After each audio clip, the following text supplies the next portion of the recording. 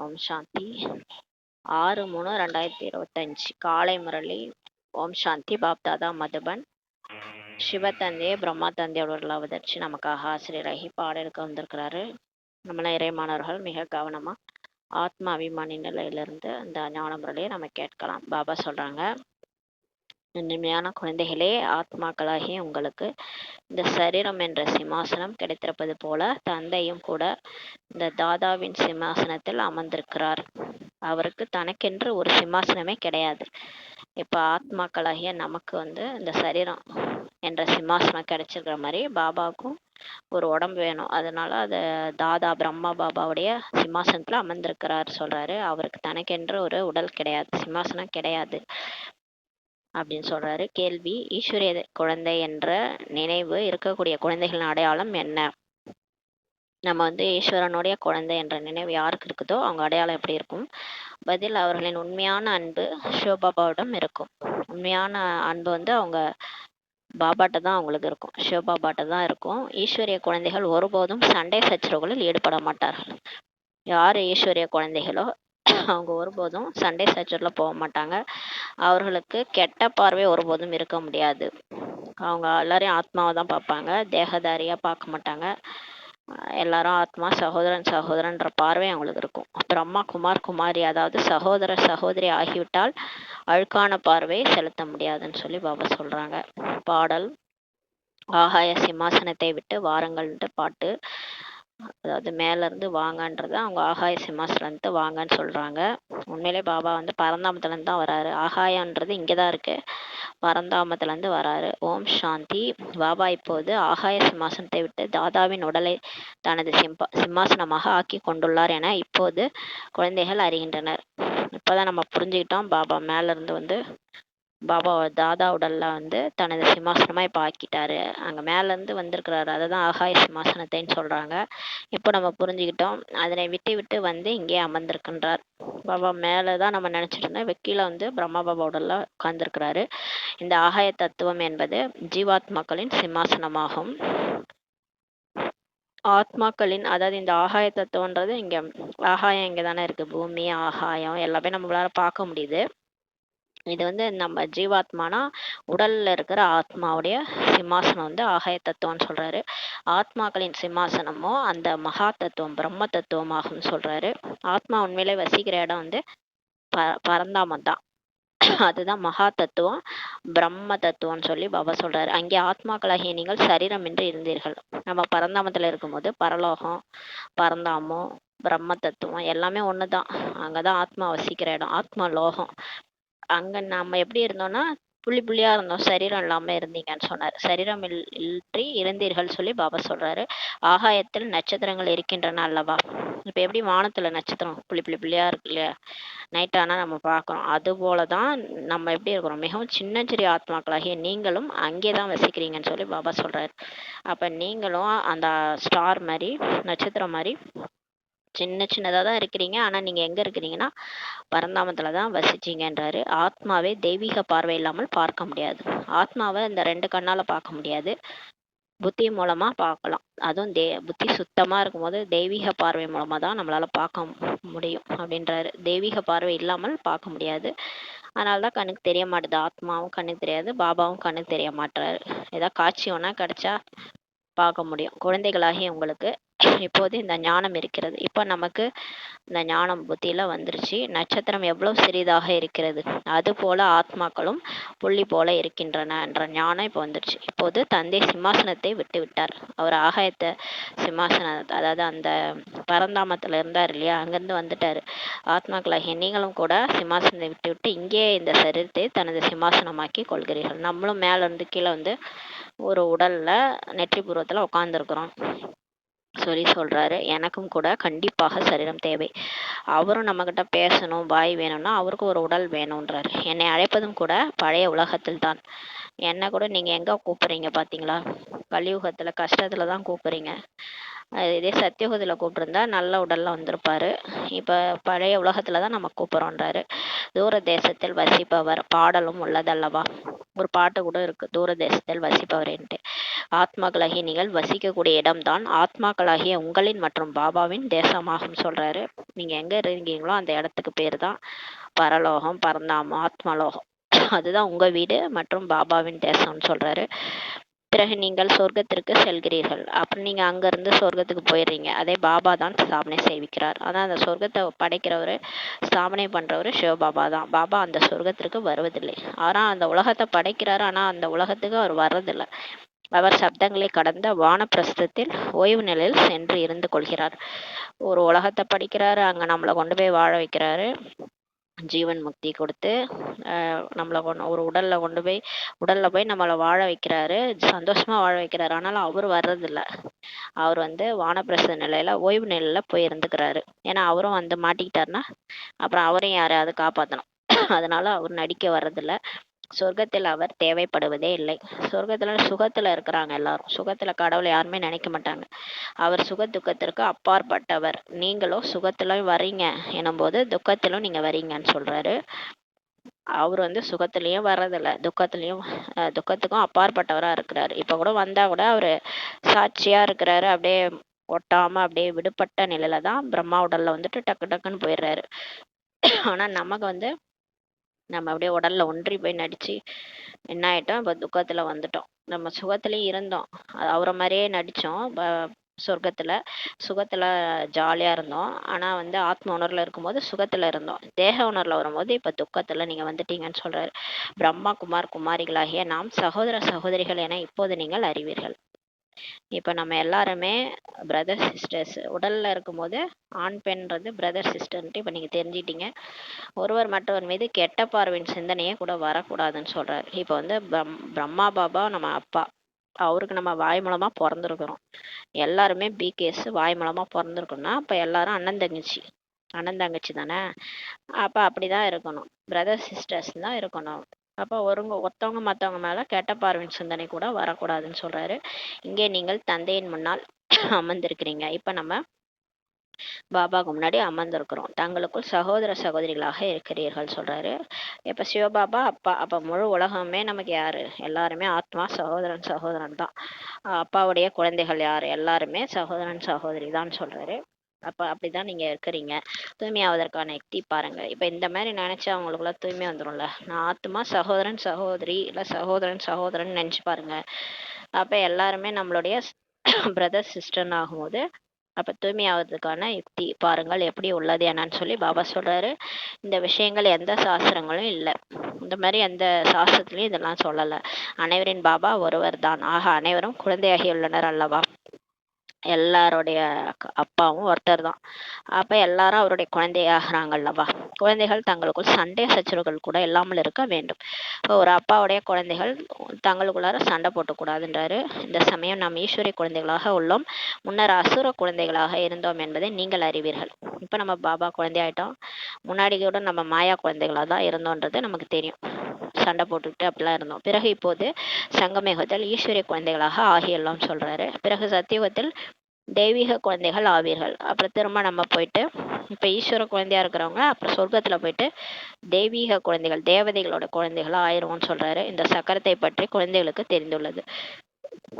இப்ப இந்த சக்கரம் எப்படி சுத்துது, நம்ம எப்படி பிறந்து எப்படி தேவதையா இருந்த அப்புறம் ஒரு வர்ணமா நம்ம எப்படி கிராஸ் பண்ணி வரோன்ட்டு இப்ப நமக்கு தெரிஞ்சிருச்சு. நீங்கள் பிரம்மா குமாரிகள். பிறகு ஒருபோதும் கெட்ட பார்வை போகாது.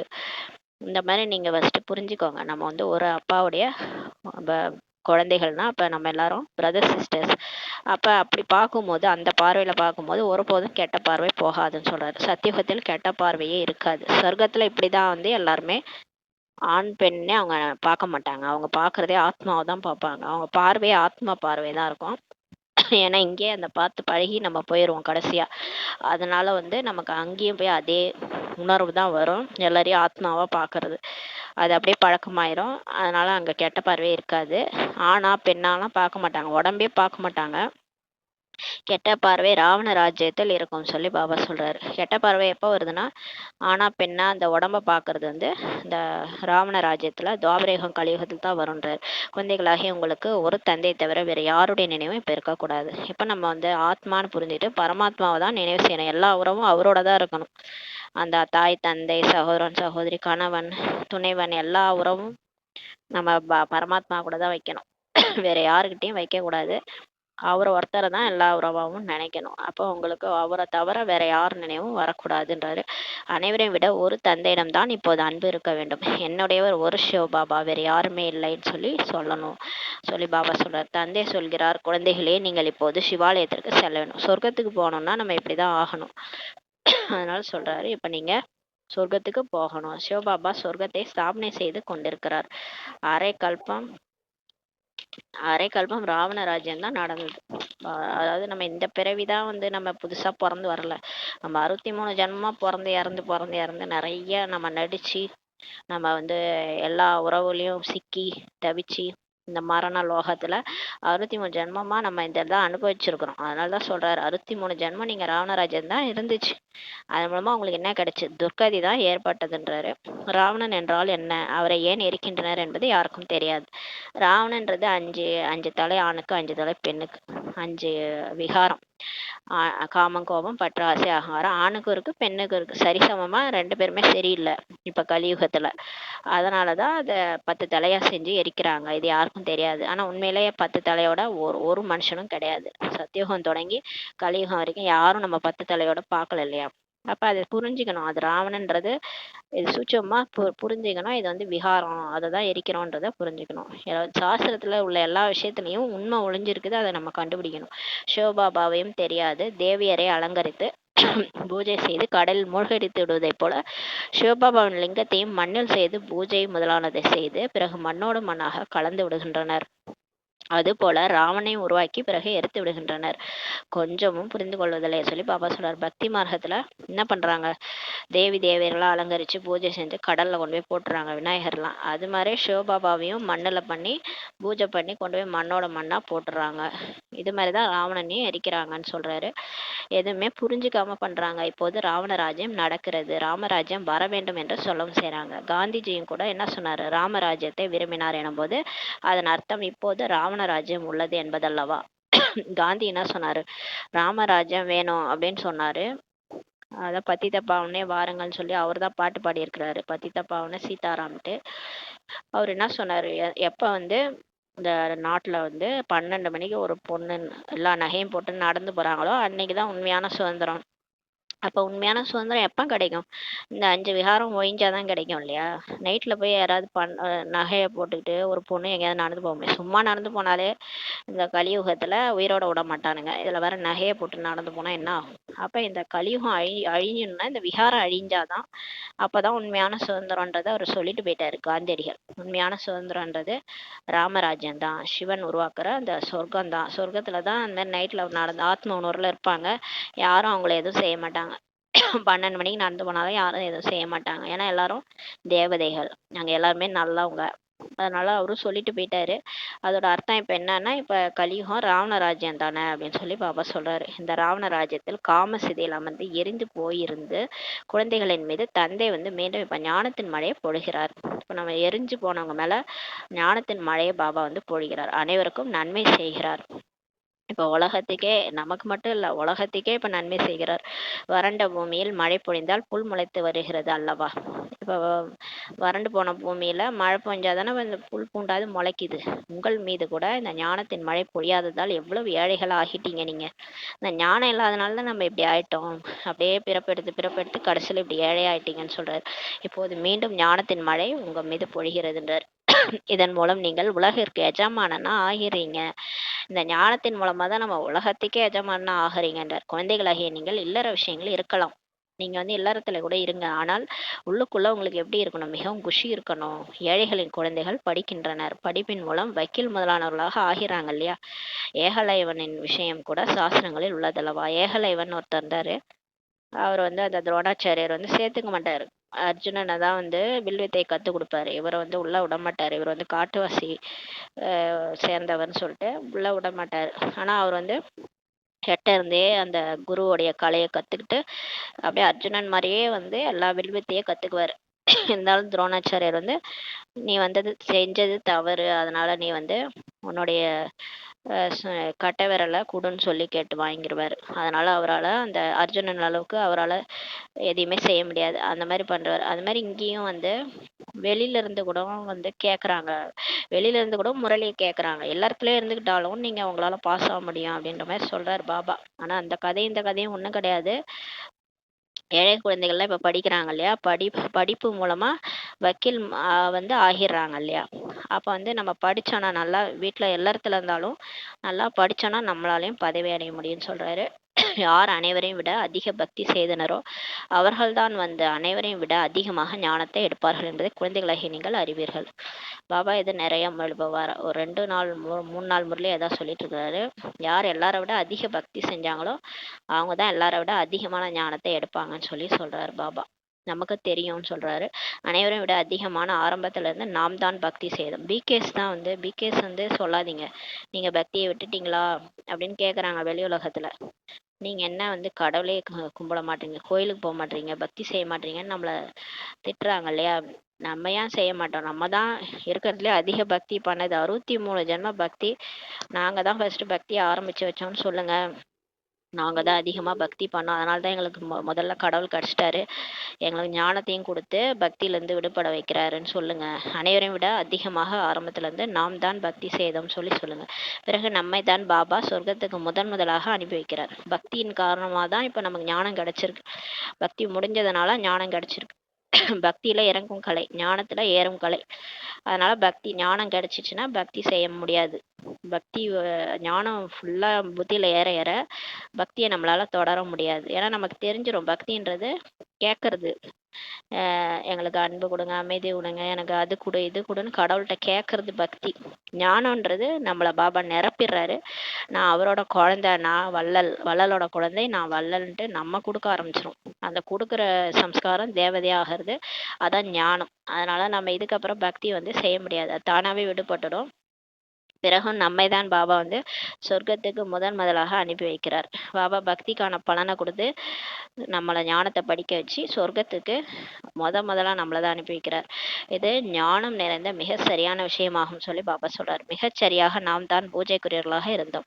கண்டிப்பா ஃபர்ஸ்ட் நம்மளை தான் பூஜைக்குரியவர்களா வந்து வாழ்ந்தோம். ஃபர்ஸ்ட் சொர்க்கத்துல தேவி தேவதைகளா வாழ்ந்தாங்க. அவங்களுடைய ஞாபகார்த்தமா தான் இப்ப கோயில் வச்சு அவங்கள பூஜை செய்யறாங்க.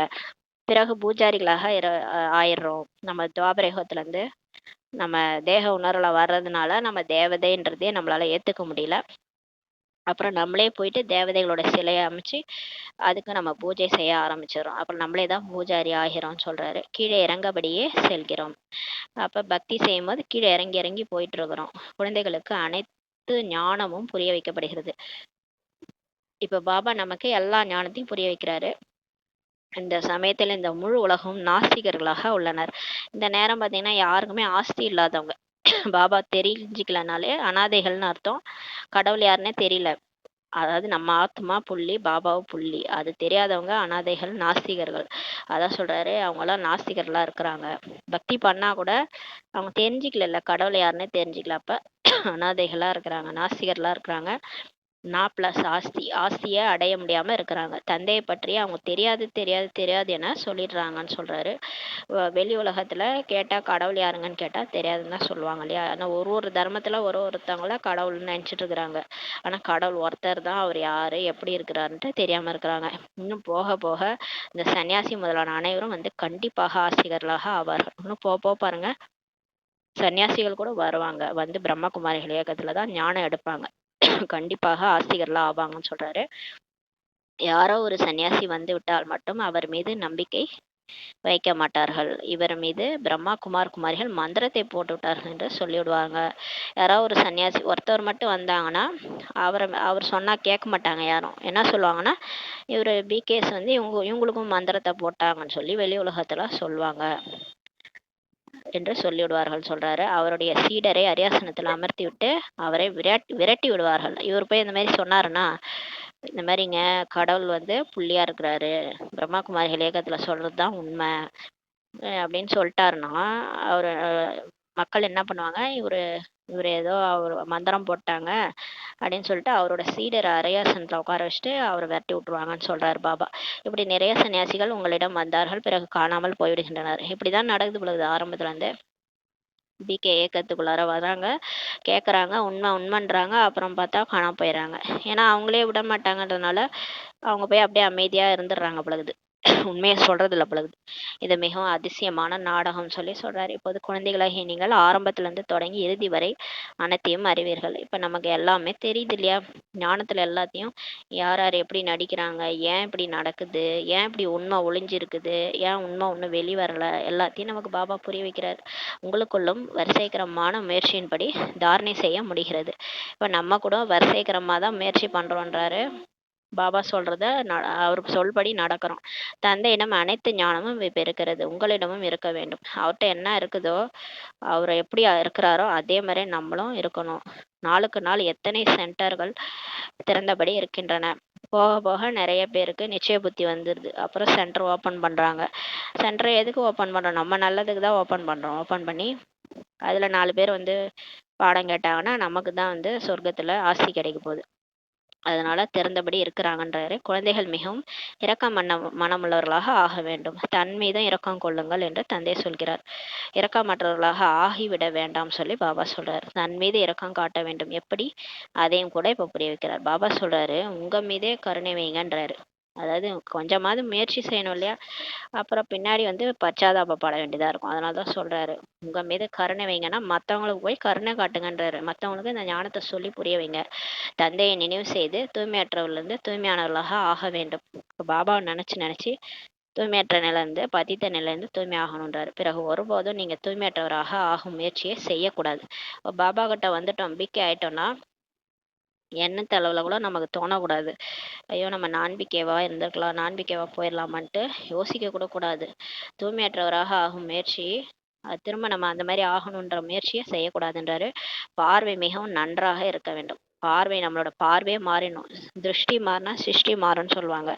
பார்வை மாறினா உலகமே மாறிடும். அப்படின்னு ஒரு வார்த்தையே பழமொழியே இருக்குது. நம்ம வந்து பார்வை மிகவும் தூய்மையா இருக்கணும்ன்றாரு பிரிகேஸுக்கு. கெட்ட பார்வையே வரக்கூடாது. பிராமணர் பிராமணர்களாகிய நாம் ஈஸ்வரிய குழந்தைகள். நம்ம இப்ப யார் தெரியுமா? பிகேஸ்லாம் கடவுளுடைய குழந்தைகள். பாபா சொல்றார், ஈஸ்வரன் நம்மை தத்தெடுத்து கொண்டுள்ளார். இப்ப பாபாவே கடவுளே இறங்கி வந்து பூலோகத்துல நம்மளை தத்தெடுத்துக்கிறார். இப்போது மனிதன்ல இருந்து தேவதையாக நம்ம ஆகணும்னு சொல்லி சொல்றாரு. முதலில் சூட்சும வதனவாசி ஃபரிஸ்தா ஆக போகிறோம். ஃபர்ஸ்ட் நம்ம உடனே தேவதை ஆக மாட்டோம். நம்ம கொஞ்சம் கொஞ்சமா அந்த கம்பளி பூச்சி பட்டாம்பூச்சி ஆகிற கதை தான். ஃபர்ஸ்ட் அது ஒரு கூட்டுப்புழு பருவத்துல போகும், நிறைய ப்ராசஸ் நடக்கும். அந்த கம்பளி பூச்சி முள்ளுலாம் இருக்குதுல்ல, அந்த கம்பளி பூச்சி போய் எப்படி அப்படி பட்டாம்பூச்சி ஆகுது பாருங்க. எவ்வளோ வண்ணமா அழகழகா பட்டாம்பூச்சியா பறந்து போகுது. ஆனா அதுக்கான முயற்சி வந்து அதுக்கு அவ்வளோ நாள் எடுத்துக்கும். 8 நாள் 8 நாள் ஆகும் அது பட்டாம்பூச்சி ஆகிறதுக்கு. ஆனா வந்து அது அவ்வளோ கஷ்டப்பட்டு தான் அந்த மாதிரி ஆகும். அந்த மாதிரி தான் நம்மளும் இப்போ எல்லாத்துலேருந்து விடுபடணும். நம்ம வந்து இந்த உடல் உணர்வுலேருந்து வெளியே வரணும். கஷ்டப்பட்டு தான் வெளியே வரணும். பயிற்சிகள் பண்ணணும், ஃபரிஸ்தாவா மாறணும். ரொம்ப லேசா ஆகணும். நம்ம ஃபரிஸ்தாவா ஆகின பிறகுதான் நம்ம தேவதையா ஆக முடியும், பட்டாம்பூச்சி ஆக முடியும். இப்போது நீங்கள் ஃபரிஸ்தா ஆகி கொண்டிருக்கிறீங்க. பறக்கும் கலையில பறக்கணும். நம்ம பாபா கூட பறக்க ஆரம்பிச்சாதான் நம்மளால தேவதையாவே ஆக முடியும். சூட்சுமவாதனத்தை பற்றிய ரகசியம் கூட குழந்தைகளுக்கு புரிய வைத்திருக்கிறார். பாபா நமக்கு சூட்சுமவாதனம்னா என்னன்றதையும் புரிய வச்சிருக்கிறாரு. போகும்போது நம்ம சூட்சுமவாதனம் வழியா போவோம். ஆனா வரும்போது சொர்க்கத்துக்கு வரும்போது சூட்சுமவாதனம் கிடையாது.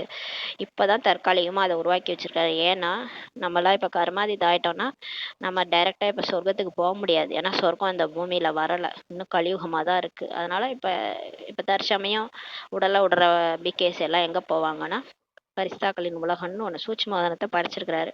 அங்க போய் தற்காலிகமா இருப்பாங்க. இப்ப பிரம்மா பாபாலாம் அங்கதான் இருக்கிறாரு. அவரெல்லாம் பிறப்பெடுக்கல. அவர் வந்து இப்ப சூட்சுமமா காரியம் செஞ்சுட்டு இருக்கிறாரு. அது மாதிரி யாரு வந்து பிறப்பு எடுக்கலையோ அவங்களாம் அங்க இருப்பாங்க. பிறப்பு எடுக்கிறவங்க போய் மறுபிறவி எடுத்து அட்வான்ஸ் பார்ட்டி அந்த மாதிரி எடுத்து அவங்க காரியத்தை அவங்கவுங்க செய்றாங்க. அப்போ ஒவ்வொருத்தவங்களுக்கும் பாபா ரோல் கொடுத்துருக்காரு. இப்ப எல்லாருமே நம்மளாம் சூட்சுமமா சரீரத்துல தான் போயிட்டு நம்ம காரியம் செய்யணும். நம்ம உடல்ல இருந்துகிட்டே கூட இப்போ ஃபரிஸ்தாவா நம்ம சேவை செய்யும் போது அங்க பாபா அந்த சூட்சும சரீரத்துல அங்க வந்து அவர் காட்சி காமிச்சு சேவை பண்ணுவாரு. நம்ம மூலமா சேவையை செய்ய வைப்பாரு. இதுக்காக தான் அந்த உலகத்தை படைச்சிருக்கிறாரு. இங்கே இருப்பது டாக்கி பேச்சு உலகம். இங்கே சாக்காரத்தில் நம்ம பேசுகிறோம், சூட்சும உலகத்தில் அங்கே பேச மாட்டாங்க. ஊமை படம் மாதிரி அங்கே மூவி அசைவுகள் தான் இருக்கும். இப்போ இந்த உலகத்துல தான் இந்த வாய் இருக்கு, அதனால பேசுறோம். அங்கெல்லாம் வந்து சூட்சும சரீரம்ன்றது ஆவி உடல் மாதிரி. ஆவி பேசாது இல்லையா, பேய் வந்து பேசுமா? பேசாது, அசைவுகள் தான் இருக்கும்னு சொல்றாரு. மூலவதனத்தில் இருப்பது அமைதி தான். ஆனா வந்து அங்கேயாவது சூட்சும சரீரம்னு ஒண்ணு இருக்குது இல்லையா, ஆவி உடல் இருக்கு. ஆனா பரந்தாமத்துக்கு போனா அதுவும் போயிடும், அந்த ஆவி உடலும் போயிடும். வெறும் புள்ளி தான், வெறும் புள்ளி ஆத்மா மட்டும் இருக்கும். அங்க சுத்தமா அமைதி தான் இருக்கும், அசைவு கூட இருக்காதுன்னு சொல்றாரு. அங்க நீங்க யாரு, மத்தவங்களா யாருன்னே தெரியாது, வெறும் புள்ளி தான் தெரியும். இந்த இங்க உடலை பாக்குறோம்ல, இவங்கன்ட்டு பாக்குறோம். அங்க சூட்சும வதனம் போனாலும் நமக்கு சூட்சும உடலை பார்ப்போம். ஆனா பரந்தாமத்துக்கு போனா வெறும் புள்ளி தான் தெரியும். இங்க யார் யார் யாருன்னே தெரியாது. நம்ம கூட நடிச்சவங்க, நம்ம அம்மா அப்பா பிரதர்ஸ் சிஸ்டர்ஸ் யாரும் அங்க தெரியாது. ஏன்னா அங்க முகம் இருந்தா தானே தெரியும். அவங்க எல்லாரும் புள்ளியா இருப்பாங்க. அப்ப ஆத்மா புள்ளியா தான் இருப்பாங்க. அதுல எங்க இருந்து நமக்கு முகம்லாம் தெரியும்? எதுவும் தெரியாது இல்லையா. அது வந்து அமைதியின் வதனம் சொல்றாரு. சூட்சும வதனம் ஃபரிஸ்தாக்களுடையதாகும். இப்போ சூட்சும வதனம் இருக்கு இல்லையா, அது வந்து அங்கே யார் இருப்பாங்கன்னா ஃபரிஸ்தாக்கள் இருப்பாங்க. பேய்களுக்கு நிழல் போன்ற உடல் இருக்கும் அல்லவா, சொல்கிறாங்களே பேய் வந்துருச்சுன்ட்டு.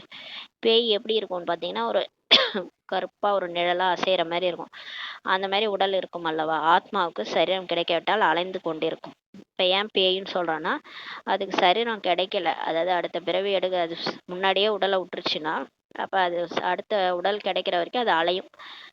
அப்போ அதை தான் பேயின்று சொல்லப்படுகிறது சொல்லி பாபா சொல்கிறார். பேய்னா என்னன்னு பாபா இன்னைக்கு தான் சொல்கிறார் பாருங்க. ஆத்மாவுக்கு சரீரம் கிடைக்கலன்னா அது அலைஞ்சு கொண்டு இருக்கும். அடுத்த பிறவி எடுக்கிறதுக்கு முன்னாடியே இது உடம்ப விட்டுருச்சு, தற்கொலை பண்ணிக்கிச்சு. அப்போ வந்து இது கொஞ்சம் அந்த அந்த அது 45 வயசு வரைக்கும் அதுக்கு ஆயுள் இருக்குது. ஆனால் அது வந்து ஒரு 30 வயசில் விட்டுருச்சுன்னா அது 5 வருஷம் அலைஞ்சிட்டு தான் இருக்கும். அப்போ அதுக்கு பேர் பேயின்னு சொல்லி சொல்கிறார் பாபா. அதுக்கப்புறம் அந்த உடலை விட்டு அது போய் வேற பிறவி எங்கே எடுக்கணுமோ அங்கே எடுக்கும். அதை இந்த கண்களால் கூட நம்ம பார்க்க முடியும்னு சொல்றாரு. பேயை கண்ணால் கூட பார்க்க முடியுன்றார் பாபா. ஆஹா. பிறகு இவர்கள் சூட்சும வதனவாசி பரிஸ்தாக்கள்னு சொல்றாரு. மற்றவங்க இவங்கெல்லாம் வந்து நம்ம பிகேஸ்னா சரீரத்தை விட்டு போகும்போது சூட்சும வதனவாசி பரிஸ்தாக்கள்னு சொல்லி சொல்றாரு. இந்த அனைத்து விஷயங்களும் மிகவும் புரிந்து கொள்ள வேண்டியவை ஆகும் சொல்றாரு. இதெல்லாம் நீங்க நல்லா புரிஞ்சுக்க வேண்டிய விஷயம். மூலவதனம், சூட்சும வதனம், ஸ்தூல வதனம், இந்த ஞானம் உங்களுக்கு உள்ளதுன்னு சொல்லி சொல்றாரு. இப்ப நமக்கு என்ன தெரிஞ்சிச்சு, மூலவதனன்றது பரந்தாமம், சூட்சும வதனன்றது அங்க பாபா தற்காலிகமா உருவாக்கியிருக்காரு, அங்க வந்து ஃபரிஸ்தாக்கள் இருப்பாங்க. ஸ்தூல வதனன்றது இந்த சாக்கார வதனம், அதாவது இந்த உலகம் அங்கதான் நம்ம வாழ்ந்துட்டு இருக்கிறோம். இந்த ஞானம் இப்ப உங்களுக்கு உள்ளதுன்றாரு. நடந்து சுற்றியபடி புத்தியில் இந்த அனைத்து ஞானமும் இருக்க வேண்டும். இப்ப நம்ம இதே தான் புத்தியில ஓடணும். நமக்கு வந்து இந்த இந்த சாதாரண இந்த வாழ்க்கையினுடைய விஷயங்கள்லாம் புத்தியில ஓடக்கூடாது. அவங்க இவங்க பக்கத்து வீடு, அந்த வீடு, அவங்க கதை, இவங்க கதை, இதெல்லாம் நீங்க விட்டுறணும். இப்ப பாபா என்ன சொல்றாரு, இதுதான் உங்க புத்தியில ஓடணும். நாள் முழுதும் பாபா எப்படி சொன்னாரு, சூட்சுமவதனம் சொன்னாரு, அது எப்படி இருக்கும் அதெல்லாம் யோசிச்சு பார்க்கணும். அப்ப ஜாலியா இருக்கும். அப்ப சொர்க்கத்துக்கு போனோம்னா சொர்க்கத்துல எப்படி இருப்பாங்க தேவதைகள், இதெல்லாம் சிந்திச்சு நான் என்னுடைய வருங்காலத்தை அமைக்க போறேன், நான் இந்த மாதிரி இருக்க போறேன், நான் சொர்க்கத்துல இப்படி இருப்பேன் அப்படி இருப்பேன், இதை கற்பனை பண்ணணும். இங்க இருக்கிற விஷயத்தெல்லாம் விட்டுறணும். அதான் சொல்றாரு, புத்தியில நாள் முழுதும் நடந்து சுற்றியபடி இந்த ஞானம் தான் இருக்கணும். நான் உண்மையில் மூலவதனத்தில் வசிப்பவர்கள், நம்ம எல்லாருமே உண்மையில பரந்தாமத்துல இருக்கிறவங்க தான். இப்போது நாம் அங்கே சூட்சும வதனத்தின் வழியாக அங்கே செல்ல போகிறோம். பாபா சொல்றாரு பாருங்க. இப்ப டைம் முடிஞ்சு போச்சு, 5000 வருஷம் சினிமா முடிஞ்சு போச்சு, நாடகம் நடிச்சதெல்லாம் போதும் வாங்கன்றாரு. இப்ப நம்ம அங்க அந்த சூட்சுமவதன வழியாக நம்ம அங்க போக போறோம். பாபா சூட்சுமவதனத்தை இந்த சமயத்தில் தான் படைக்கிறார். முதலில் சூட்சுமம் பிறகு ஸ்தூலம் தேவைப்படுகிறதுன்னு சொல்றாரு. முதல்ல சூட்சுமமா தான் படைக்கிறாரு, அப்புறமா தான் ஸ்தூலத்துக்கே வராரு. பாபா சொல்றாரு, இப்போது இது சங்கம யுகம், இதனை ஈஸ்வர யுகம் என்று சொல்லும். அதனை வந்து சத்தியுகத்தை வந்து தெய்வீக யுகம் என்றுதான் சொல்லும். குழந்தைகளாகிய உங்களுக்கு எவ்வளவு குஷி இருக்க வேண்டும். கெட்ட பார்வை இருந்தால் உயர்ந்த பதவி அடைய முடியாது. இன்னும் நீங்க பார்வையை மாத்தல, எல்லாரையும் ஆணா பெண்ணா பாக்குறீங்க, உடம்ப பாக்குறீங்கன்னா உங்களால லட்சுமி நாராயணா ஆக முடியாதுன்றாரு. அதாவது ராஜாவா ஆக முடியாது, உயர்ந்த பதவி அடைய முடியாதுன்றாரு. இப்போது நீங்கள் பிராமணியராக இருக்கிறீர்கள் அல்லவா. இப்ப நம்ம எல்லாம் பிகேவா இருக்கிறோம் இல்லையா.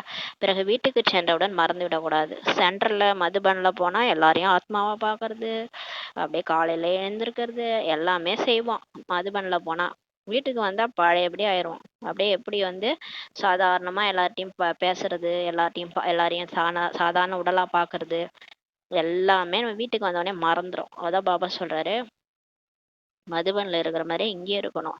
வீட்டுக்கு சென்றவுடன் மறந்து விடக்கூடாதுன்னு சொல்றாரு. நீங்கள் கெட்ட தொடர்பில் வந்து மறந்து விடுறீங்க. நீங்க ஏன் மறந்துடுறீங்கன்னா, நீங்க மாயாவோட தொடர்புல வந்து மறந்துடுறீங்கன்றாரு. அன்னப்பறவைகளாகிய நீங்கள் ஈஸ்வரிய குழந்தைகள். நம்மளாம் யார் தெரியுமா? அன்னப்பறவைகள். நல்லதை மட்டும்தான் எடுத்துக்கணும். அந்த கல்லை நீக்கிட்டு ரத்தனங்களை மட்டும்தான் பொறுக்கணும். அந்த கல்லெல்லாம் பொறுக்கக்கூடாதுன்றாரு. நீங்கள் ஈஸ்வரிய குழந்தைகள். உங்களில் யாருக்குள்ளும் அந்தரங்கமான அழுக்கு இருக்கக்கூடாது. உள்ளுக்குள்ளார கூட அந்த அழுக்கான எண்ணம், உள்ளுணர்வு கூட இருக்கக்கூடாதுன்றாரு. அழுக்கு இருந்தது என்றால் மோகம் பற்று மிக்க குரங்குகள் என்று சொல்வார்கள். பாபா எப்படியா திட்டுறாரு பாருங்க. உள்ளுக்குள்ளார அழுக்கு இருந்துச்சுன்னா மோகம் பற்று மிக்க குரங்குகள்ன்ட்டு சொல்லுவாங்க. அனைவரையும் தூய்மைப்படுத்துவதே உங்கள் தொழிலாகும். எல்லாரையும் தூய்மைப்படுத்துறது தான் நம்மளோட தொழில். நம்மளை தேர்ந்தெடுத்திருக்கிறாரு. நம்மளே அப்படி இருக்கக்கூடாதுன்றாரு. நீங்கள் உலகை சொர்க்கமாக்குபவர்கள். நான் உங்களை தான் தேர்ந்தெடுத்திருக்கேன். உங்களை வச்சுதான் இந்த உலகத்தையே சொர்க்கமாக்க போறேன்னு சொல்றாரு. அந்த ராவணனின் அசுர குழந்தைகள் எங்கே? ஈஸ்வரிய குழந்தைகளாகிய நீங்கள் எங்கே? அப்படின்றாரு. நம்மளை எப்படிலாம் புகழறாரு பாருங்க. குழந்தைகளாகிய உங்களுக்கு தமது நிலையை ஒரே சீராக ஆக்கி கொள்ள அனைத்தையும் பார்த்தபடி பார்க்கவே இல்லை என்பது போல இருக்க பயிற்சி செய்ய வேண்டும். இப்ப நீங்க வந்து உங்களோட நிலையை சீராக்கிடணும் அப்படின்னா எல்லாத்தையும் பார்த்தாலும் பார்க்காத மாதிரி நடிக்கணும். அந்த மாதிரி பயிற்சி செய்யணுன்றாரு. பார்த்தாலும் பார்க்காம இருக்கணும். அப்படியே ஆத்ம உணர்வுல பார்க்கணும். பார்வையை மாத்திரணும். இதில் புத்தியை ஒரே சீராக வைப்பது என்பது தைரியத்தின் விஷயமாகும் சொல்றாரு. ஆனா தைரியம் தான் இந்த மாதிரி வாழ கத்துக்கிறது. இந்த கலியுகத்துல எல்லாமே நடக்கும். நம்மளை சுத்தி வெறும் சாக்கடையா தான் இருக்கும். ஆனா நம்ம இங்க கூட சேத்துல இருந்தாலும் செந்தாமரை மாதிரி வாழணும். பாபா நினைவுல வாழணும்.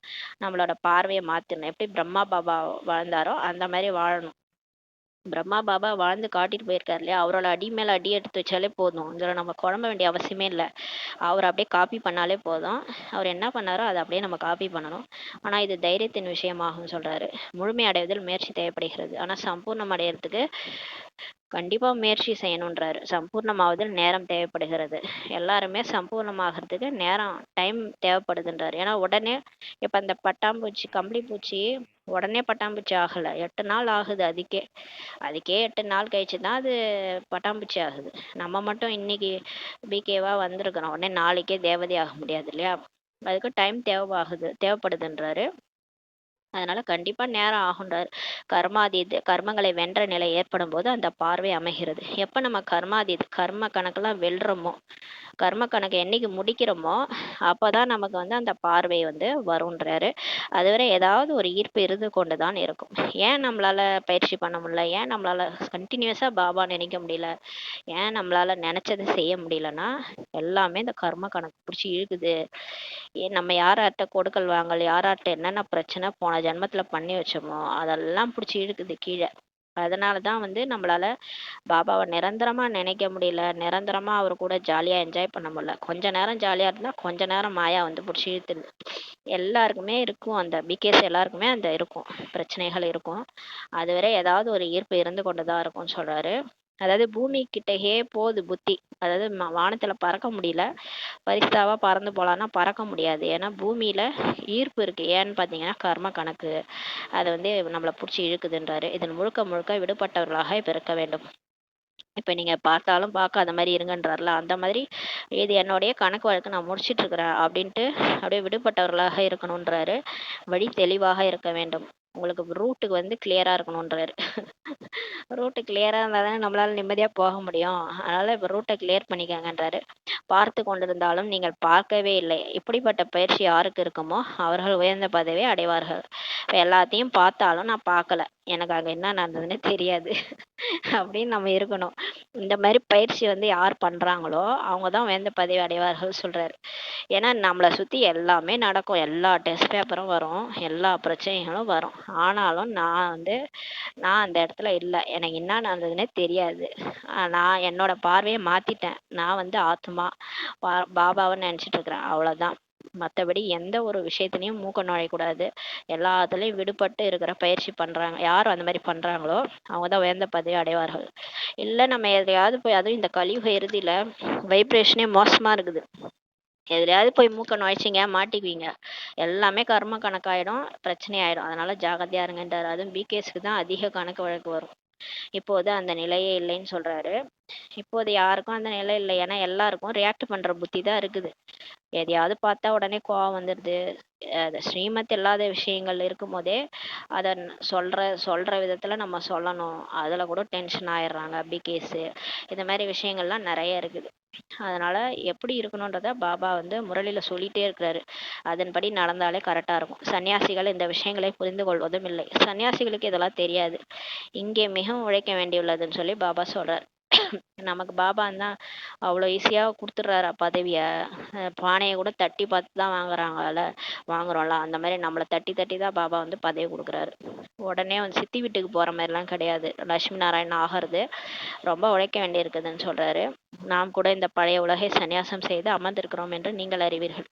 சன்னியாசிகள் வீட்டை விட்டு காட்டுக்கு போயிட்டாங்க. ஆனா நம்ம கூட வீட்டிலே தான் இருக்கிறோம். ஆனா புத்தி மூலமா அந்த பழைய உலகத்தையே மறந்துட்டு உட்காந்துருக்குறோம்னு சொல்லி நமக்கு தெரியும். ஒரு பாபா தான் எனக்கு, வேற யாருமே இல்லைன்ட்டு புத்தி மூலமா நம்ம சந்நியாசம் பண்ணிட்டோம். அவ்வளவே. நாம இப்போது இனிமையான அமைதியான வீட்டிற்கு செல்ல வேண்டும் சொல்லி பாபா சொல்றாரு. அவ்வளவுதான். இப்போ நமக்கு வேற வேலை இல்லை. இங்க இங்க முடிஞ்சு போச்சு. இங்க வந்த காரியம்லாம் அதான் கர்ம கணக்கெல்லாம் முடிச்சுட்டு போய் வீட்டுக்கு போகணும். இனிமையான அமைதியான வீட்டுக்கு போகணும்னு சொல்றாரு. உங்கள் புத்தியில் இருக்கும் அளவு வேறு யாருடைய புத்தியிலும் இதெல்லாம் இல்லைன்றாரு. எப்போது திரும்பி செல்ல வேண்டும் என்பதை நீங்கள் தான் அறிவீர்கள். ஆனா இந்த உலகத்துல வாழ்றவங்களாம் இன்னும் ஒரு 40 லட்சம் ஆண்டு வாழ போற மாதிரி நினைச்சிட்டு இருக்கிறாங்க. ஆனா அவங்களுக்கு என்னமோ 100 வருஷம் தான் டார்கெட்டு. அதுக்கு மேல யாரா இருந்தாலும் செத்துதான் ஆகணும், மரண லோகம். ஆனா என்னமோ இன்னும் 40 லட்சம் ஆண்டு வாழ போறேன்னு நினைச்சிட்டு இருக்கிறாங்க. திரும்பி போகணுன்ற எண்ணமே யாருக்கும் தெரியல. பிகேஸ் நமக்கு தான் 5000 வருஷம் கணக்கு முடியுது, கெடு முடியுது. இதோட ஆத்மாவுக்கு டைம் ஓவர். அதனால இப்போ போய் தான் ஆகணுன்றது நம்ம தான் தெரிஞ்சுக்கிட்டோம். ஷோ பகவானுடைய மகா வாக்கியம் கூட இருக்குது. அவர் பதித்த பாவனர், விடுவிப்பவர், வழிகாட்டி ஆவார். அவர் தான் பதித்த பாவனர், தூய்மையற்றவர்களை தூய்மையாக்கி விடுவிச்சு எல்லாரையும் விடுவிச்சு கூட்டிட்டு போறார் பரந்தாமத்துக்கு. வழிகாட்டியா வந்திருக்கிறாரு. கிருஷ்ணர் ஏதும் வழிகாட்டி அல்ல. இந்த டைம்ல கிருஷ்ணரா வந்து நமக்கு பாடம் எடுக்கிறாரு. கிருஷ்ணர் உடல் கூட இங்க கிடையாது. கிருஷ்ணரோட பாதம் கூட இங்க படாது. யார் வந்து நமக்கு பாடம் எடுத்து நம்மளை மாத்திட்டு இருக்கிறது? இந்த சமயத்தில் நீங்களும் கூட அனைவருக்கும் வழிகாட்ட கற்கிறீர்கள். இப்ப நம்ம கூட மாறி மற்றவங்களையும் மாத்துறோம். ஆகையால் உங்களுக்கு பாண்டவர்கள் என்று பெயர் வைக்கப்பட்டுள்ளதுன்னு சொல்றாரு. நீங்கள் பாண்டவ சேனையாக உள்ளீர்கள். இப்போது நீங்கள் ஆத்ம அபிமானி ஆகியுள்ளீர்கள் சொல்லி பாபா சொல்றாரு. இப்போ கொஞ்சம் கொஞ்சமா பாபா முரளி படிக்க வச்சு நம்மள தேக உணர்வுல இருந்து வெளியே கொண்டு வர்றாரு. யார் ஒழுங்கா முரளி படிக்கிறாங்களோ அவங்க தான் ஆத்ம அபிமானியா ஆக முடியும்.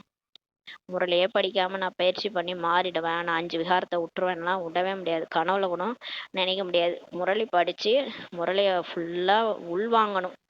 நான் தான் அதுன்னு யார் உள்வாங்குறாங்களோ, பைத்தியம் மாதிரி படிக்கிறாங்களோ, படிக்கிறப்பலதான் பாஸ் ஆகும். அந்த மாதிரிதான் இப்ப பாபா நம்மள ஆத்மாபிமானியா மாத்திட்டு இருக்கிறாரு. இப்போது நீங்கள் ஆத்மாபிமானி ஆகியுள்ளீர்கள். இப்போது திரும்பி செல்ல வேண்டும் சொல்லி சொல்றாரு. இப்ப நம்ம எல்லாரும் வீட்டுக்கு போகணும். இந்த பழைய உடலை உடத்தான் வேண்டும் என அறிவீர்கள். நமக்கு தெரியும். வால் நட்சத்திரம் சொன்னார்ல, வாழை விட்டுருங்க, நட்சத்திரம் மட்டும் பறந்து போனோம்னு சொன்னார்ல. அப்ப இந்த பழைய உடலை இங்க விட்டுதான் ஆகணும்னு சொல்றாரு. ஆனா சிலருக்கு கூழுக்கும் ஆசை, மீசைக்கும் ஆசை. உடம்பே விடக்கூடாது, பாபா கூடயும் போனோம்னா எப்படி போக முடியும்? இந்த உடம்ப இங்க விட்டுதான் ஆகணும்னு சொல்றாரு. பாம்பின் உதாரணம், குளவி பூச்சியின் உதாரணம், இவை அனைத்தும் இந்த சமயத்தில் உங்களுடையதாகும் சொல்லி சொல்றாரு. இந்த பாம்பு அமாவாசை ஆனா சட்டையை தோலை உரிச்சிட்டு வேற தோலை மாத்திக்குது. அது என்ன அழுவுதா என்ன, தோல் போச்சுன்ட்டு? நம்ம மட்டும் இந்த உடம்ப விடுறதுக்கு அழுதுகிட்டே போறோம். அதான் சொல்றாரு. குளவி பூச்சியின் உதாரணம் கூட இருக்கு. குளவி வந்து ஏதோ ஒரு புழுவை கொண்டு வந்து வச்சு பூம் பூம்னு ஓதி குளவியா மாத்திருது. எவ்வளவு ஒரு நாலேஜ் அதுக்கு, எவ்வளவு ஒரு ஞானம். ஆனா நம்மளால ஒரு மனுஷங்களை மாத்த முடிய மாட்டுது. நம்மளே மாத்துறதுக்கு பாபா எவ்வளவு கஷ்டப்படுறாரு. அதான் சொல்றாரு, நீங்க குளவி பூச்சிட்டு இருந்து இந்த ஞானத்தை கத்துக்கங்கன்னு சொல்றாரு. நீங்கள் இப்போது நடைமுறையில் அவ்வாறு இருக்கிறீங்க. இப்போ நம்ம வந்து அதான் சொல்றாரு, நீங்க குளவி பூச்சி மாதிரியும் பாம்பு மாதிரியும் இப்போ ஆயிட்டு இருக்கிறீங்கன்னு சொல்றாரு. அவர்கள் இந்த தொழிலை செய்ய முடியாது, இது சுடுகாடாக உள்ளதுன்னு சொல்றாரு. இப்போது மீண்டும் பரிஸ்தானாக தேவதைகளின் வசிப்பிடமாக ஆக வேண்டும். இப்ப இது சுடுகாடு மாதிரி இருக்கு இந்த உலகம். இப்ப திரும்ப இது வந்து பரிஸ்தானாக தேவதைகளின் வசிப்பிடமாக ஆகணுன்றாரு. நம்ம தான் ஆக்கணும்னு சொல்றாரு. உங்களுக்கு அனைத்து நாட்களும் அதிர்ஷ்டமாகும். இனி வர எல்லா நாளும் உங்களுக்கு அதிர்ஷ்டம் தான் சொல்றாரு. குழந்தைகளாக நீங்கள் எப்போதுமே அதிர்ஷ்டம் மிக்கவராவீர்கள். ஏன் தெரியுமா? நம்ம கடவுள் கழிச்சிட்டாரு இல்லையா? நம்ம லக் அடிச்சவங்க நம்ம தான் அதிர்ஷ்டம் மிக்கவர்கள் சொல்றாரு. குருவாரத்தில் வியாழக்கிழமை அன்று குழந்தைகள் பள்ளியில் அமர்த்துகின்றனர். சிலர் வந்து புதுசா ஸ்கூல்ல சேர்க்கிறாங்கன்னா வியாழக்கிழமை அன்னைக்கு சேர்ப்பாங்க. இந்த வழக்கம் நடந்து வருகிறது. உங்களை இப்போது விருட்சபதியை படிப்பிக்கிறார். அந்த வியாழக்கிழமைக்கு குரு பகவான் தான் சொல்லுவாங்க. அந்த குரு பகவானே விருட்சபதியே இவர் தான், யாரு, சிவ பகவான் தான் குருவா வந்திருக்கிறாரு, சத்குருவா. அவரு தான் வந்து குரு தசை தான் இப்போ நமக்கு நடக்குது. நமக்கு எல்லா தசையும் முடிஞ்சு போச்சு. இப்போ எப்போ பிகே ஆகுறீங்களோ ஜாதகமே நீங்கள் பார்க்க தேவையில்ல. ஜாதகம் வந்து நான் இந்த ராசி அந்த ராசி, எனக்கு இந்த குரு உக்கிரத்தில் இருக்கிறாரு, எனக்கு ராகு அந்த இதில் இருக்கிறாருலாம் நீங்கள் பார்க்க தேவையில்ல. ஏன்னா உங்களுக்கு குரு திசை வந்துருச்சு. ஜாதகம் இனிமேல் ஒர்க் அவுட் ஆகாது. ஜானகி தாதி சொன்னாங்கல்ல, நான் வந்து எப்பயோ செத்து போயிருக்கேன், 104 வயசு வரைக்கும் நான் இருந்தேன்னா பாபாட்ட நான் யோகா வச்சதுனால தான் சொல்லியிருக்காங்க. அப்போ அவங்களுக்கு ஜாதகமே ஒர்க் அவுட் ஆகலைன்னா ஏன்னா பாபா கடிச்சிட்டாரு. இப்போ நீங்கள் உங்களுக்கு விருட்சபதியே வந்து படிப்பிக்கிறார். இந்த பாடத்தின் மூலமாக தான் நம்ம மாறிட்டு இருக்கிறோம் ஆத்மா. இந்த உங்களின் விருட்சபதியின் தசை பார்வை வந்து பிறவி பிறவிகளாக நடக்கிறதுன்றாரு. இது பாருங்க, 21 பிறவி இதே திசை தான் நமக்கு நடக்குது. இது எல்லைக்கு அப்பாற்பட்ட குரு தசைன்னு சொல்றாரு. பக்தி மார்க்கத்தில் எல்லைக்குட்பட்ட கிரகங்களின் பார்வை நடக்கின்றன. ஆனா நீங்க பக்தி பண்ணீங்கன்னா உங்களுக்கு ஜாதகம்லாம் ஒர்க் அவுட் ஆகும். நீங்க ஞானத்துல வந்துட்டீங்கன்னா ஜாதகம் ஒர்க் அவுட் ஆகாது. திரும்பவும் பக்தியே செஞ்சு நிற்கிறீங்கன்னா நீங்கள் ஜாதகம் பார்த்துக்கோங்க போயிட்டு. பக்தி மார்க்கத்தில் எல்லைக்குட்பட்ட கிரகங்களின் பார்வை உங்களுக்கு நடக்கின்றனன்றாரு. இப்போது எல்லைக்கு அப்பாற்பட்ட குரு பார்வை நடக்குது நமக்கு. ஆக முழுமையான முறையில் முயற்சி செய்யணும். இப்போ குருவே வந்துட்டார், அவரோட பார்வையே நம்ம மேலே பட்டுட்டு இருக்கும்போது நம்ம முழுமையான முறையில் முயற்சி செய்யணுன்றாரு. லட்சுமி நாராயணர் ஒருவர் அல்லவே. பாபா சொல்ற, லட்சுமி நாராயணன் நீங்கள் கோயில் கோயிலாக போறீங்க இல்லையா, 108 திவ்ய பிரதேசங்கள்ட்டு போறீங்க, போய் சாமி கும்பிட்றீங்க இல்லையா, அந்த எல்லாரும் ஒரே லட்சுமி நாராயணன் கிடையாது. அவங்க மொத்தம் 108 பேருன்னு சொல்றாரு பாபா. 108 லட்சுமி நாராயணன் இருக்கிறாங்க. அவர்களுடைய வம்சம் இருக்கும் அல்லவா. அவங்களாம் ராஜா ராணி சொர்க்கத்துல ஆட்சி பண்ணவங்க. ஒருத்தவங்களுடைய குழந்தைகள்.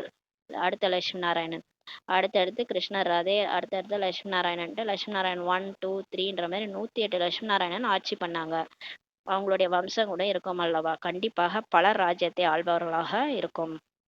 அப்ப சொர்க்கத்துல ஒருத்தவங்க மட்டும் ராஜ்யம் பண்ண மாட்டாங்க. 150 வருஷம் வரைக்கும் ஒரு லட்சுமி நாராயணன் ஆட்சி பண்ணாங்கன்னா அடுத்த 150 அவங்களே தான் போய் வேற எங்கேயாவது திரும்ப பிறந்து லட்சுமி நாராயணன் ஆவாங்க.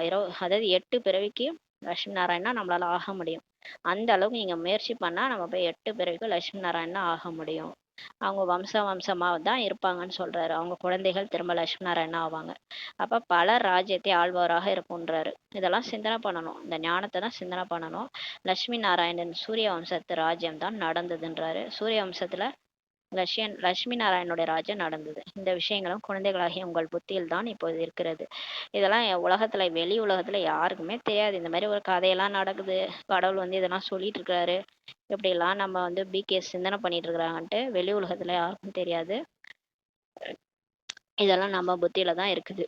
எப்படி ராஜா திலகமிடுகின்றனர். சூரிய வம்சத்தவர் பிறகு சந்திர வம்சத்திற்கு எப்படி ராஜ்யத்தை கொடுக்கின்றனர் என்பது கூட குழந்தைகளாகிய உங்களுக்கு காட்சியில் தெரிந்தது. பாருங்களேன், அதாவது எப்படி ராஜ திலகம் எடுறாங்க. இப்ப லட்சுமி நாராயணன் அந்த அரியாசனத்துல உட்காரும் போது ராஜ்ய திலகம் எடுவாங்க. இட்டு தான் உட்கார வச்சு அந்த ராஜ்யத்தை கொடுப்பாங்க. அடுத்து 1250 வருஷம் சொர்க்கம் நடக்கும். அந்த சொர்க்கம் முடிஞ்சு திரேதாயுகம் வரும், சந்திரவம்சம் வரும் இல்லையா. அப்ப ராமர் சீதை ராஜ்யம் வரும். அப்ப லட்சுமி நாராயணன் வந்து அவங்க ராஜ்யத்தை ராமர் சீதைக்கு கொடுப்பாங்க போல இருக்கு. அந்த மாதிரி காட்சி கூட கிடைச்சிருக்குன்றாரு.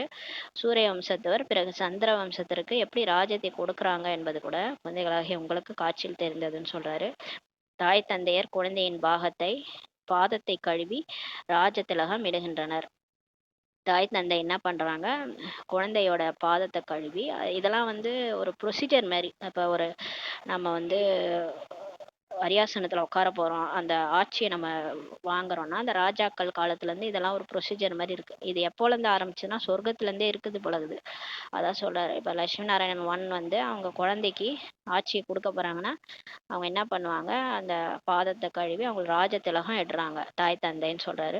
ராஜ்ய பாக்கியத்தை அளிக்கின்றனர். இந்த காட்சிகள் முதலான அனைத்தும் நாடகத்தில் பதிவாகியுள்ளதுன்னு சொல்றாரு. இதெல்லாம் பாருங்க, எப்படி அரியாசனத்துல உட்கார்றது, எப்படி அடுத்தடுத்த ராஜ்யம் வருது, இதெல்லாம் பாபா வந்து முரளியில புரிய வைக்கிறாரு. இந்த காட்சியெல்லாம் வந்து எல்லாமே டிராமால இருக்குன்னு சொல்றாரு. அப்ப இதெல்லாம் நம்ம சிந்தனை பண்ணணும். இதெல்லாம் யாருக்கு வந்து தோணும்னா, யார் அங்க சொர்க்கத்துல நடிச்சாங்களோ அவங்களுக்கு தான் இந்த பாயிண்ட்லாம் பிடிக்கும், படிக்கிறதுக்கு பிடிக்கும், கேட்கறதுக்கு பிடிக்கும். இதில் குழந்தைகளாகிய நீங்கள் குழப்பமடைய வேண்டியதில்லைன்னு சொல்றாரு. நீங்கள் தந்தையை நினைவு செய்யுங்கள். இப்ப பாபா மட்டும் நீங்க நினைங்க, இதெல்லாம் குழம்பிக்காதீங்கன்றாரு. சுயதர்சன சக்கரதாரி ஆகுங்கள் மற்றும் பிறரையும் ஆக்குங்கள். இப்ப நம்ம வந்து சுயதர்சன சக்கரதாரி ஆகணும். அப்படியே மத்தவங்களையும் ஆக்கணும்னு சொல்றாரு. நீங்கள் பிரம்மா முக வம்சாவளி சுயதர்சன சக்கரதாரி. உண்மையான பிராமணர்கள் நீங்க தான். சாஸ்திரங்களில் சுயதர்சன சக்கரத்தின் மூலம் எவ்வளவு வன்முறைகளை காட்டியுள்ளனர் பாருங்க. இந்த சாஸ்திரத்துல கிருஷ்ணர் வந்து சுதர்சன சக்கரம் சுத்தினாரு. அது சுயதர்சன சக்கரம். அவங்க வந்து சுதர்சன சக்கரம்னு சொல்றாங்க. அதை சுத்தி கழுத்தை அறுத்தாரு.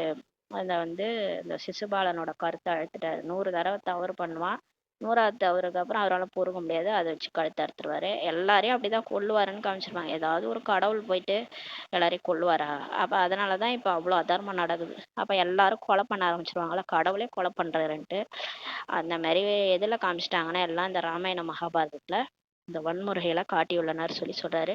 இப்போது தந்தை குழந்தைகளாகிய உங்களுக்கு உண்மையான கீதையை கூறுகிறார். இப்பதான் கடவுள் நமக்கு வந்து அந்த சாஸ்திரத்தோட உண்மையெல்லாம் நமக்கு புரிய வைக்கிறார்.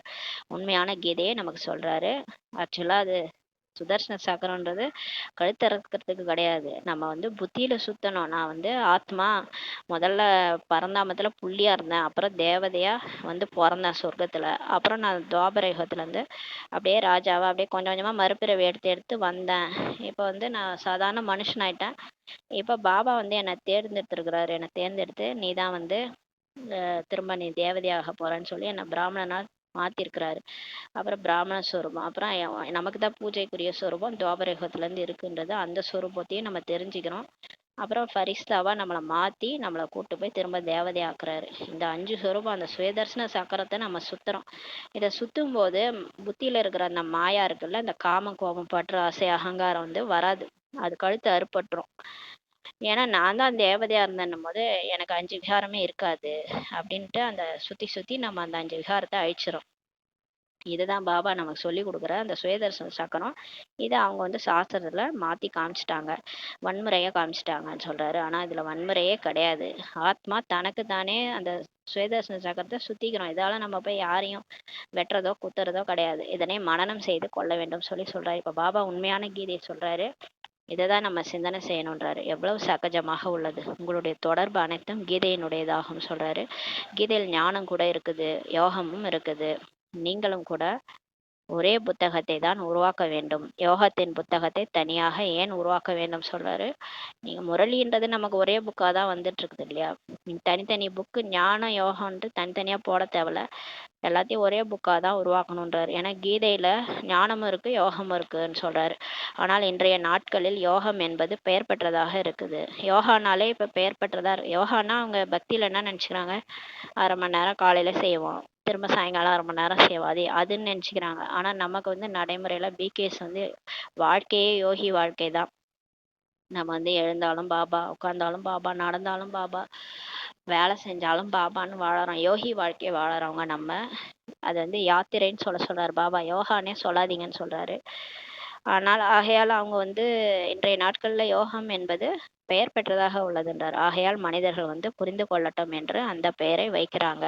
இறுதியில் யோகம் வந்து நினைவின் தொடர்பை ஒரு தந்தையிடம் வைக்க வேண்டும் என்பதை புரிந்து கொள்வார்கள். கடைசியா கண்டிப்பா புரிஞ்சுக்குவாங்க. யோகானா என்னன்னா கனெக்ஷன்னா ஆத்மா பரமாத்மாவுடைய கனெக்ஷன். ஒரு பாபாவை நினைக்கிறது தான் யோகா. அதுதான் நினைவுன்றத புரிஞ்சுக்குவாங்கன்னு சொல்றாரு. யார் கேட்கின்றனரோ அவர்கள் பிறகு தமது தர்மத்தில் வந்து உயர்ந்த பதவி அடைவார்கள். இந்த ஞானத்தை யார் கேட்குறாங்களோ கண்டிப்பா அவங்கவுங்க தர்மத்துல வந்து உயர்ந்த பதவி அடைவாங்கன்னு சொல்றாரு. பாரு, இந்த லைன் வந்து நமக்கு மட்டும் கிடையாது, எல்லா தர்மத்துக்கும் பொருந்தும். யார் இந்த ஞானத்தை கேட்குறாங்களோ அவங்க வந்து அவங்கவுங்க தர்மத்துல உயர்ந்த பதவி அடைவாங்கன்னு சொல்றாரு. இந்த ஆதி சனாதன தேவி தேவதா தர்மத்துல ஃபுல் ஞானத்தை யார் தாரணை செய்யறாங்களோ அவங்க வந்து லட்சுமி நாராயணன் ஆவாங்க. அதே மாதிரி இப்ப புத்தர், இயேசு இவங்கெல்லாம் வந்தாங்கன்னா அவங்களும் ஞானத்தை ஒழுங்கா சரியா புரிஞ்சுக்கிட்டு ஒத்துக்கிட்டு மாறுறாங்கன்னா அவங்க தர்மத்துல பெரிய உயர்ந்த பதவி அடைவாங்கன்னு சொல்றாரு. அப்ப இயேசுவா புத்தரா ஆகிறது யார் சரியா புரிஞ்சுக்கிட்டு சரியா ஞானத்தை புரிஞ்சுக்கிறாங்களோ கேட்குறாங்களோ அவங்க தர்மத்துல உயர்ந்த பதவி அடைவார்கள் சொல்றாரு. நல்லது. ஒரு லைனுமே வந்து ரொம்ப சூட்சமா பாபா சொல்லிட்டு இருக்காரு. எல்லாத்தையுமே சிந்தனை பண்ணணும். இனிமேலும் இனிமையான காணாமல் போய் கண்டெடுக்கப்பட்ட செல்ல குழந்தைகளுக்கு தாயும் தந்தையுமான பாப்தாதாவின் அன்பு நினைவுகளும் காலை வணக்கமும். ஆன்மீக குழந்தைகள் குழந்தைகளுக்கு ஆன்மீக தாய் தந்தையின் நமஸ்காரம். நாம் ஆன்மீக குழந்தைகள். ஆன்மீக தாய் தந்தைக்கு நமஸ்காரம். தாரணைக்கான முக்கிய சாரம். ஃபர்ஸ்ட் பாயிண்ட், தன் மீது தானே இரக்கம் கொள்ள வேண்டும். தமது பார்வையை மிகவும் நல்லதாக தூய்மையாக வைக்க வேண்டும். ஈஸ்வரன் மனிதரிலிருந்து தேவதையாக்குவதற்காக தத்தெடுத்துள்ளார். ஆகையால் தூய்மை இழந்து போவதற்கான சிந்தனை ஒருபோதும் வரக்கூடாது. இரண்டாவது பாயிண்ட், சம்பூர்ணமான கர்மாதி நிலை அடைவதற்காக எப்போதும் விடுபட்டு இருக்கக்கூடிய பயிற்சியை செய்ய வேண்டும். இப்போ சம்பூர்ணமா ஆகணும், கர்ம கணக்குல முடிக்கணும்னா விடுபட்டு இருக்கணும், பார்த்தாலும் பார்க்காதபடி இருக்கணும்னு சொல்லுறாரு. எதுலையுமே தலையிடக்கூடாது, அப்படியே சாட்சியா இருந்து பாபா எப்படி இருக்கிறாரோ அது மாதிரிதான் பார்க்கணும். நம்மளுடைய பிரச்சனையை கூட நம்ம தலையிடக்கூடாது. இது ஏதோ எனக்கு கணக்கு வழக்க முடியுதுன்ட்டு கம்முன்னு போயிடணுன்றாரு. இந்த உலகில் அனைத்தையும் பார்த்தபடி இருந்தாலும் பாராமல் இருக்க வேண்டும். ஏன்னா நம்ம போய் மூக்க நுழைச்சி எதையாவது சண்டை கண்டை போட்டோம்னா திரும்ப நமக்கு என்ன ஆயிடும், கர்ம கணக்கு ஏறிடும். ஏற ஏற அப்புறம் இங்கே தான் கிடக்கணும், பச்சாதாபப்படணும், ரொம்ப கஷ்டப்பட வேண்டியதா இருக்கும். அப்ப அவங்களோட நமக்கு முடிச்சு போட்டு விட்டுரும். நம்மளே முடிச்சு போட்டு விட்டு அவங்கவுங்க கூட கணக்கு வழக்கு உண்டாக்கிக்கிறோம்னா அவங்களோட சேர்ந்து வாழற சூழல் ஏற்பட்டுடும். இது தேவையில்லாத விஷயம், நமக்கு தேவையா? அதனால எல்லாத்தையும் சாட்சியா பார்த்துட்டு போயிருங்கன்றாரு. இந்த பயிற்சியின் மூலமே மனநிலையை ஒரே சீரானதாக உருவாக்க வேண்டும் சொல்றாரு. இப்ப இந்த பயிற்சியை பண்ணி உங்க மனநிலையை சீரானதா உருவாக்கிக்கணுன்றாரு. வரதானம், ஒவ்வொரு அடியிலும் பல மடங்கு வருமானத்தை சேமிப்பு செய்யக்கூடிய அனைத்து கஜானாக்களில் நிறைந்திருக்கும் மற்றும் திருப்தியான ஆத்மா ஆகுக. ஒவ்வொரு அடியிலையும் பிரம்மா பாபா மாதிரி பல மடங்கு வருமானத்தை, நம்ம ஒரு அடி எடுத்து வைக்கிறோமா பல மடங்கு வருமானம். அப்படி அதனாலதான் இந்த கிருஷ்ணரோட பாதம் போடுறாங்க பாருங்க. கிருஷ்ணர் வராருன்னா அந்த பாதம் அடியா எடுத்து வராரு வீட்டுக்குள்ளார. அப்ப அவர் அவ்வளவு அடி எடுத்திருக்கிறாரு. அந்த சங்கமயுகத்துல பிரம்மா பாபா அவ்வளவு முயற்சி பண்ணியிருக்காரு, பல மடங்கு வருமானம் எடுத்திருக்கிறாரு. அதனாலதான் கிருஷ்ணர் ஆயிருக்காரு. அதனால ஒவ்வொரு அடியிலும் பல மடங்கு வருமானத்தை சேமிப்பு செய்யக்கூடிய அனைத்து கஜானாக்களையும் நிறைந்திருக்கும் மற்றும் திருப்தியான ஆத்மா ஆகுக. இப்ப நம்ம முயற்சி பண்ற ஒரு அடியும், நான் நேத்து எப்படி பண்ணேன் அதை விட நாளைக்கு பெஸ்டா பண்ணுவேன், நேத்து அமிர்த வேலையை சரியா பண்ணல, நாளைக்கு இன்னும் சூப்பரா பண்ணுவேன், இன்னும் பாபா நல்லா நினைப்பேன், 3/4 மணி நேரமும் கண்டினியூஸா அவரை நினைப்பேன். இல்லை நான் 3 மணிக்கு எழுந்துச்சு பண்ணுவேன், 2 மணிக்கு எழுந்துச்சு பண்ணுவேன். அந்த மாதிரி ஒரு நாளை விட இன்னொரு நாள் அடி எடுத்து வைக்கும் போதும் பல மடங்கு வருமானம் சேமிக்கணும். அந்த மாதிரி சேமிச்சு கஜானாக்கள்ல நிறைஞ்சிருக்கணும். இந்த அல்ல குறையாத சொல்லுவாங்கல்ல, அந்த அட்சய பாத்திரம் மாதிரி அப்படியே கஜானா அப்படியே நிறைஞ்சிருக்கணும். அந்த மாதிரி ஆகணும். அதை பல கோடி மடங்கு சொத்துக்கு அதிபதியா போய் சொர்க்கத்துல பிறக்கணும்னா இங்க அடியும் பாபா நினைவுல சேமிக்கணும் மற்றும் திருப்தியான ஆத்மாவா ஆகுக. பாபாவே கிடைச்சிட்டாரு, வேற என்ன வேணும், நான் ரொம்ப திருப்தியா இருக்கேன். அந்த மாதிரி திருப்தியான ஆத்மாவா ஆகுங்க. எந்த குழந்தை பாபாவின் நினைவுல இருந்து ஒவ்வொரு அடி எடுத்து வைக்கிறாங்களோ, பாபா நினைவுல இருந்து அவங்களுடைய வாழ்க்கையோட அடி ஒன்னொன்னு எடுத்து வைக்கிறாங்களோ, அவர்கள் அடியிலும் பல மடங்கு வருமானம் சம்பாதிப்பவராக இருக்கிறார்கள். சுவாசம் அவர் நினைவு, ஒவ்வொரு நேரமும் அவர் நினைவு. ஒன்னா மாத்திக்கிறாங்க அவங்க வாழ்க்கையில, ஸ்ரீமத் படி நடக்கிறாங்க, பாபாக்காக எல்லாத்தையும் மாத்துறாங்கன்னா அடியிலும் பல மடங்கு வருமானம் சம்பாதிப்பவராக இருக்கிறார்கள் சொல்றாரு. இந்த சங்கமத்தில் தான் பல மடங்கு வருமானத்தின் சுரங்கமே உங்களுக்கு கிடைக்கிறதுன்றாரு. இந்த சங்கமேகம் தான் நமக்கு பல மடங்கு வருமானத்து சுரகமே கிடைக்கிறது. சங்கமேகமே சேமிப்பு செய்யும் யுகமாகும்ன்றாரு. இப்போது எவ்வளவு சேமிப்பு செய்ய விரும்பினாலும் செய்ய முடியும். இதுதான் பிரம்மா தலை விதி எழுதுறாருன்னு. அதை பிரம்மா எழுதல, நம்மளே எழுதிக்கிறோம். சங்கமேகத்துல நம்மளுடைய வாழ்க்கைய நம்மளே தான் எழுதிக்கிறோம். பல பிறவிகளுக்கு நம்மளே பேனாவை கொடுத்துட்டாரு. பாக்கியத்தின் நம்மளுடைய செயல்தான், செயலை வச்சுதான் நமக்கு 21 பிறவிக்கு ஆஸ்தி கிடைக்குது. இப்போ நம்ம என்ன பண்றோமோ அதுதான் நமக்கு 21 பிறவிக்கு கிடைக்க போகுது. இப்போது எவ்வளவு சேமிப்பு செய்ய விரும்பினாலும் நீங்க செய்ய முடியுன்றாரு. ஒரு அடி என்பது ஒரு செகண்ட் கூட சேமிப்பின்றி வீணாக்க கூடாதுன்றார். ஒரு செகண்ட் கூட வேஸ்ட் பண்ணக்கூடாதுன்றாரு. சதா பொக்கிஷம் உங்களுக்கு நிறைந்திருக்க வேண்டும், கிடைக்கவில்லை என்றால் என்ற பொருளே இல்லை. பாருங்க, உங்களுக்கு பிராமணர்களுடைய கஜானால இல்லாத பொருள் இல்லைன்ட்டு எதுவுமே இல்லைன்றாரு. நீங்க பிகே ஆயிட்டீங்கன்னா உங்க வாயில இருந்து இல்லைன்னே வரக்கூடாது. கிடைக்கவில்லை என்ற பொருளே இல்லைன்னு சொல்றாரு. அப்படிப்பட்ட சம்ஸ்காரம் உங்களுக்கு இருக்க வேண்டும். எப்போது அப்படிப்பட்ட திருப்தியான மற்றும் நிறைந்த ஆத்மாவாக ஆகிறீங்களோ அப்போது எதிர்காலத்தில் அளவிட முடியாத பொக்கிஷங்களுக்கு நீங்க எஜமானராக இருப்பீங்கன்னு சொல்றாரு. ஸ்லோகன், எந்த விஷயமாயினும் அப்செட் வெறுப்பாவதற்கு பதிலாக ஞானம் நிறைந்தவரின் இருக்கையில் சீட்டில் நிலைத்து செட் ஆகி இருங்கள் சொல்றாரு. எதுக்கெடுத்தாலும் அப்செட் ஆகக்கூடாது, எந்த விஷயம்னாலும் வெறுப்பு ஆகக்கூடாது. அதுக்கு பதிலா ஞானத்தை நல்லா புரிஞ்சுக்கிட்டு ஞானம் என்ற சீட்ல செட் ஆகுங்க. அப்போ புரிஞ்சுக்குவீங்க. ஏன் எதை பார்த்தாலும் டென்ஷன் ஆகுறீங்க? ஞானத்தை புத்தியில போடுங்க. பாபா என்ன சொன்னாரு? யார் கூட பழகும் போதே ஏதாவது பிரச்சனை, ஏதாவது ஒரு இதுன்னா புரிஞ்சுக்கணும். பாபா வரிசை கிரமம் சொல்லியிருக்கிறாரு, எல்லாரும் ஒரே மாதிரி இல்லைன்னு சொல்லியிருக்கிறாரு. 5 விரலும் ஒரே மாதிரி இருக்காது, எல்லாரையும் அட்ஜஸ்ட் பண்ணி தான் போகணும். ஞானத்தை புத்தியில போட்டு செட் ஆகிருங்கன்றாரு மாதேஸ்வரி அவர்களின் மதிப்பு வாய்ந்த மகா வாக்கியங்கள். அரைக்கல்பம் பிரம்மாவின் பகல், அரைக்கல்பம் பிரம்மாவின் இரவு. இப்போது இரவு முடிந்து காலை வரவிருக்கிறது. இப்போது பரமாத்மா வந்து காரிருளை முடித்து வெளிச்சத்தை தொடங்கி வைக்கிறார். இப்போ அந்த பிரம்மாவின் இரவு வந்து காரிருளாக இருக்குது, கலியுகம் இரவு. இப்போ அது முடிஞ்சு காலை வரப்போகுது. அது பரமாத்மா தான் இந்த காரிருளை முடிச்சு வெளிச்சத்தை தொடங்கி வைக்கிறார். ஞானத்தின் மூலம் வெளிச்சம் நமக்கு கிடைக்குது, பக்தியின் மூலம் நமக்கு கார் இருள் தான் சொல்றாரு அம்மா சொல்றாங்க. இந்த பாவம் நிறைந்த உலகில் இருந்து எங்காவது மனதிற்கு அமைதி கிடைக்கும் இடத்திற்கு அழைத்து செல்லுங்கள்ட்டு யார் கூப்பிட்டது? நம்ம தான் கூப்பிட்டோம். இது அமைதியற்ற உலகம் சொல்லி அம்மா சொல்றாங்க. இங்கே அமைதியே இல்லை என்று பாடலில் கூட சொல்கிறார்கள்.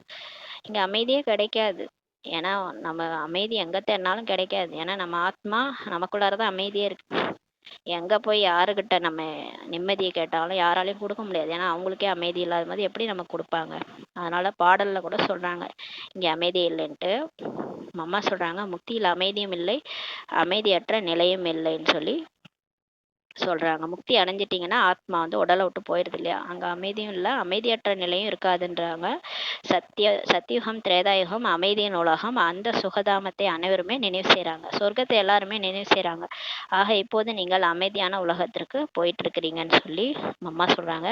அங்கே தூய்மையற்ற எந்த ஆத்மாவும் போக முடியாது. அவர்கள் இறுதியில் தர்மராஜாவின் தண்டனைகளை அனுபவித்து விட்டு கர்ம பந்தனம் வந்து விடுபட்டு சுத்தமான சம்ஸ்காரங்களை எடுத்து செல்வார்கள் சொல்லி அம்மா சொல்றாங்க.